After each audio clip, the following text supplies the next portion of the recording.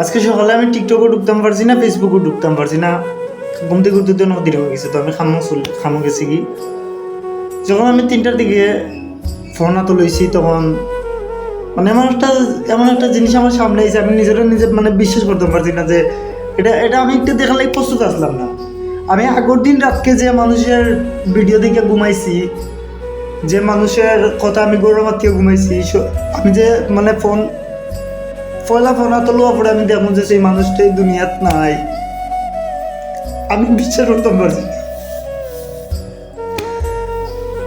যে মানুষটা প্রতিটা সময় মানুষের আসাইতো, প্রতিটা ভিডিওতে, প্রতিটা রিয়েল লাইফেও মানুষটা আসাইতো, যে মানুষটা সেই মানুষটা তেমন যে আমি নাই, মানে আমি এটার লাগি প্রস্তুত আসলাম না। সাথে সাথে আমার মানে আমি বুঝে গেছি দুনিয়াতে আমি নাই। আমি এত স্বপ্ন দেখলাম, আমি ভাবছি আমি স্বপ্ন দেখলাম, আমি মানে এটা আমি ভুল ভাবলাম। আমি আমার সবাইকে জিজ্ঞাসা করতাম এটা হয়তো ভুল, কিন্তু সবাই কই সত্যি। মানে আমি এখন পর্যন্ত আমি বিশ্বাস করতে পারতাম না যে আমাদের মধ্যে দীপঙ্কর দাস দীপ্তিতা নাই। সেই মানুষটার স্বপ্ন পূরণ করার জন্য বিদেশ গেছে, সেই মানুষটার মানে লাশ আইব দেশে একটা, আমি এখন মানে নিতে পারতাম না। আমার মানে এখন ফোন তো আমার মানে মনটা মানে না যে দাদা নাই আপনার মধ্যে।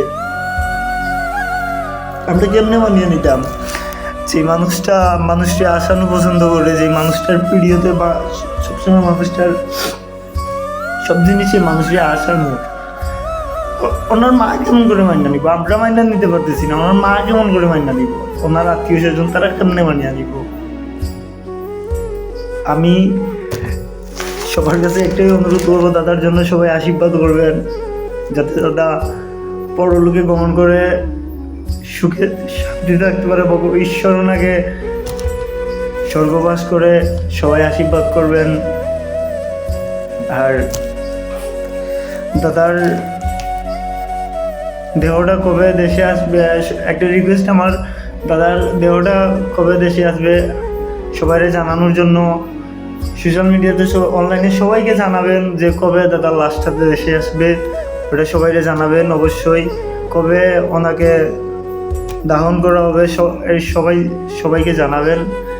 আর সবাই দাদার জন্য আশীর্বাদ করবেন, যাতে দাদা সুখে শান্তিতে স্বর্গবাস হয়।